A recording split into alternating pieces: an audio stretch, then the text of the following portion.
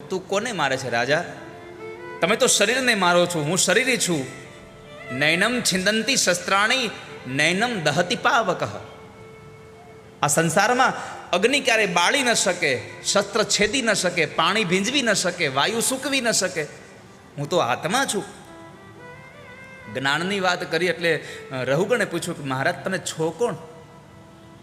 તમે બ્રાહ્મણ તો નથી ને ક્યાંક? કારણ આ સંસારમાં હું કોઈનાથી નથી ડરતો, કેવલ બ્રાહ્મણથી ડરું છું. નાહમ વિશંકે સુરરાજ વજ્રાન.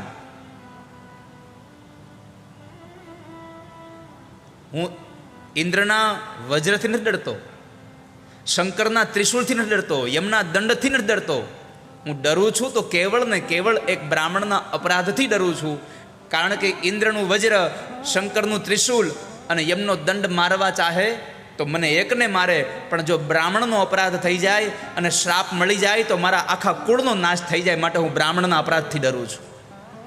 તમે બ્રાહ્મણ તો નથી ને કોઈ?